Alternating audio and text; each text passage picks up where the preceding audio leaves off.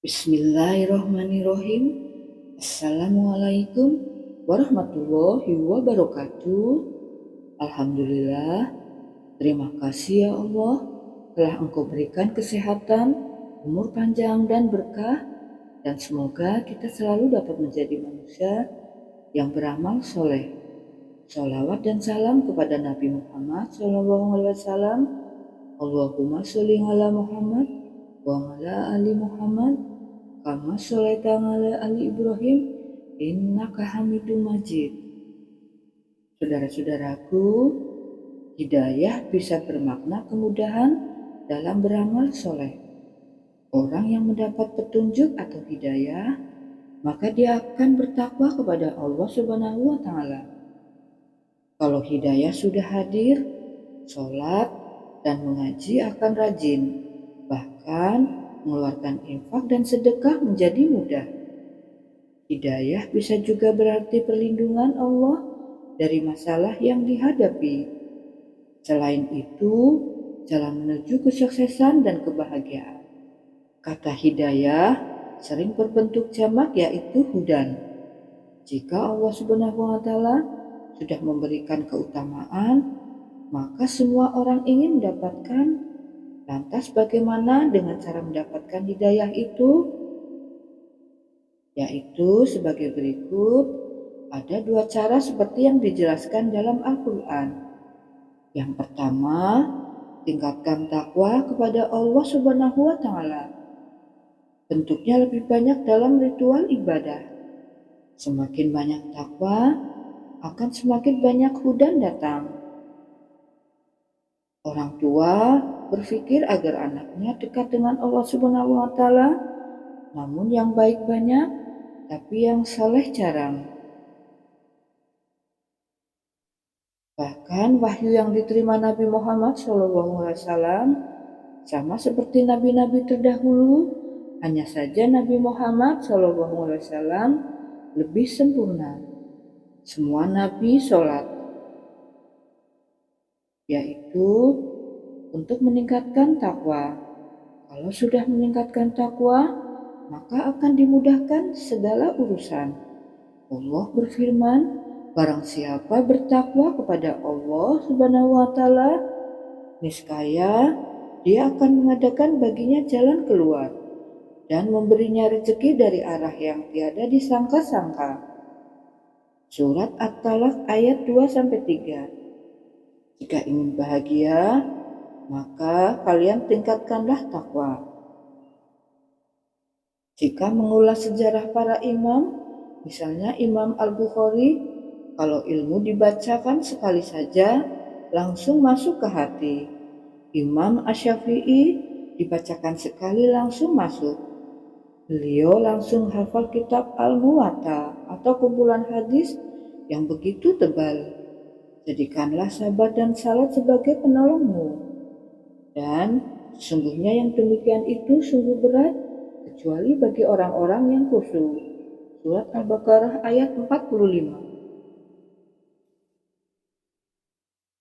Saudara-saudaraku, semua orang yang hidup pasti punya masalah. Hidup selalu bersanding dengan masalah. Kalau kalian punya masalah, datanglah kepadaku. Dengan apa ya Allah? Yaitu dengan salat. Saudara-saudaraku, dengan firman Allah, dan sungguh akan kami berikan cobaan kepadamu dengan sedikit ketakutan, kelaparan, kekurangan harta, jiwa dan buah-buahan, dan berikanlah kabar gembira kepada orang-orang yang sabar. Surat Al-Baqarah ayat 155.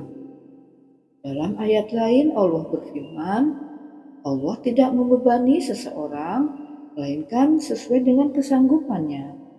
Surat Al-Baqarah ayat 286. Jika kalian ada masalah, berbahagialah, karena kalian akan diangkat setinggi-tingginya oleh Allah Subhanahu wa Ta'ala, karena ujian yang diberikan disetarakan dengan kemampuan seseorang. Yang kedua, perbanyak mohon ampunan atau istighfar.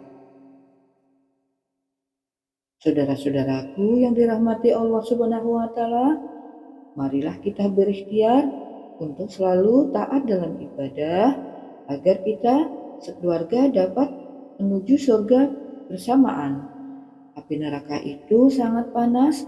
Kalau masuk neraka jahanam itu seperti batu meteor yang jatuh. Makanya jagalah keluarga kalian. Kenalkan sholat kepada anak kita sejak kecil. Allah Subhanahu wa taala berfirman, "Hai orang-orang yang beriman, bertakwalah kepada Allah Subhanahu wa taala dan carilah jalan mendekatkan diri kepadanya dan berjihadlah pada jalannya supaya kamu mendapat keberuntungan." Surat Al-Maidah ayat 35. Setiap nabi diberikan hudan. Beruntungnya kita diberikan Al-Quran yang disebut petunjuk hidayah. Kalau ingin bahagia ada dalam Al-Quran. Ada masalah, solusinya juga ada dalam Al-Quran. Saudara-saudaraku, sesungguhnya mereka sebelum itu di dunia adalah orang-orang yang berbuat kebaikan. Di dunia, mereka sedikit sekali tidur di waktu malam dan selalu memohonkan ampunan di waktu pagi sebelum fajar. Dan pada harta-harta mereka ada hak untuk orang miskin yang diminta dan orang miskin yang tidak mendapat bagian. Dan di bumi itu terdapat tanda-tanda kekuasaan Allah Subhanahu wa taala bagi orang-orang yang yakin dan juga pada dirimu sendiri. Maka apakah kamu tidak memperhatikan? Dan di langit terdapat sebab-sebab rezekimu dan terdapat pula apa yang dijanjikan kepadamu. Maka demi Tuhan, langit dan bumi, sesungguhnya yang dijanjikan itu adalah benar-benar akan terjadi, seperti perkataan yang kamu ucapkan. Surat Az-Zariyat ayat 15-23. Inilah petunjuk Al-Quran terkait hidayah. Allah Subhanahu wa taala menjelaskan dalam banyak ayat. Mari dekatkan diri dengan Al-Quran, setelah itu tilawah.